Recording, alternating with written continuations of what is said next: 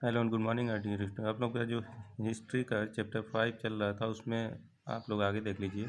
जो वे आर्यंस थे उनका जो रिलीजियस लाइफ था वो कैसा था। रिलीजियस लाइफ यानी धार्मिक जीवन कैसा था। Religion form the predominant part of the Aryan life. Aryan की लाइफ में जो था रिलीजन बहुत ही ज़्यादा क्या होता था, बहुत ही प्रीडोमिनेंट पार्ट होता था।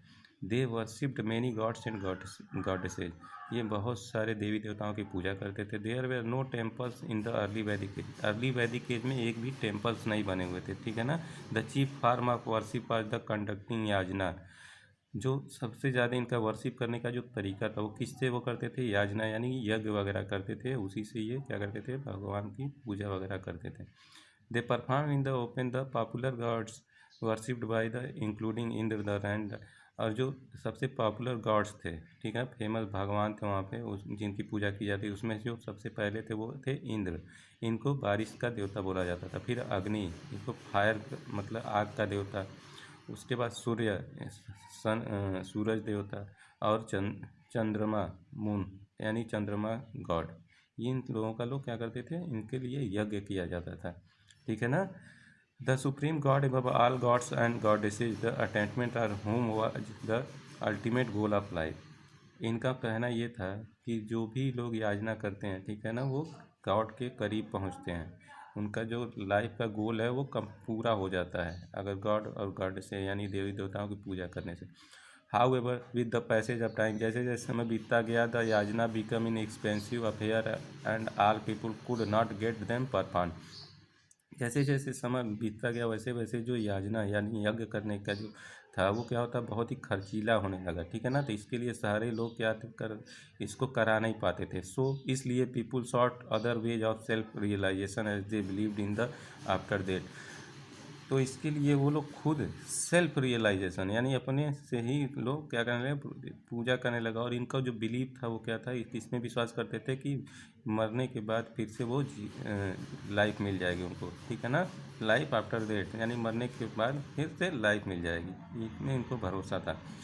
और जो 3 मार्ग इन्होंने अपनाए थे, यानी याचना के बाद याचना जो लोग नहीं कर पाते थे, यज्ञ नहीं कर पाते थे, वो लोग 3 दूसरे तरह से क्या करते थे, अपने वर्शिप किया करते थे। जनाना मार्ग द पाथ ऑफ नॉलेज। ये क्या होता था, जनाना मार्ग होता था पाथ ऑफ नॉलेज यानी ज्ञान की प्राप्ति। फिर उसके बाद आता था भक्ति मार्ग, ये path of God, path of good company.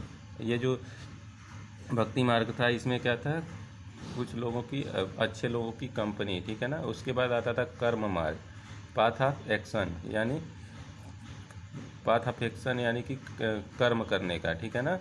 It was believe that a person could attain mukti और self realisation by following any these 3 path. और इनका यह विश्वास था कि जो लोग ये सारे काम करेंगे, ठीक है ना, जो तीनों मार्गों पे चलेंगे उनको उनकी जो मुक्ति है वो बहुत आसानी से हो जाएगी, ठीक है ना।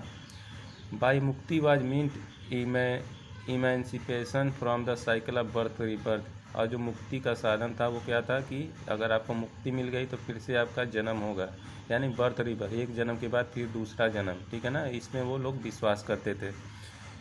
इन एडिशन टू दीज, इन सारी चीज़ों के बावजूद, some other gods were also, इन सारी चीज़ों के बावजूद लोग कुछ और गॉड की पूजा करते थे। इनमें कौन कौन सी, ब्रह्मा विष्णु और महेश, इनकी पूजा भी लोग करते थे। The Mahabharata and the Ramayana had made Krishna and Rama popular. जो महाभारत और रामायण एपिक था, ठीक है ना, उससे लोग जो कौन कौन से भगवान फेमस हो गए थे, कृष्ण और रामा पॉपुलर हो गए थे, ठीक है ना।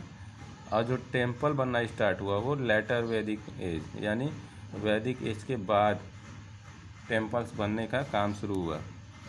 इसके बाद आते हैं एजुकेशन। अब एजुकेशन कैसा था इन लोगों का, आर्यंस का। Education was accepted as one of the most important aspect of life. Aryans के लिए एजुकेशन बहुत ही ज़्यादा इंपॉर्टेंट रखता था। This was the reason that the first 25 years of life were accepted as brahmacharya ashram in which a child was educated at a gurukul or ashram under the guidance of teacher or rishi।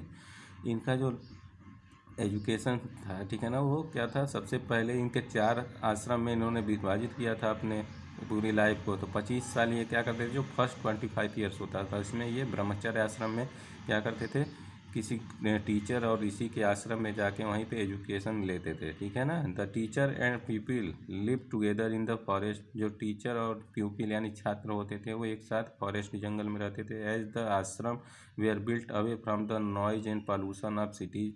और जो आश्रम बने रहते थे वो क्या वहीं पे बने रहते थे, कहाँ पे, फॉरेस्ट में, वो पॉल्यूशन से दूर और शहरों से दूर।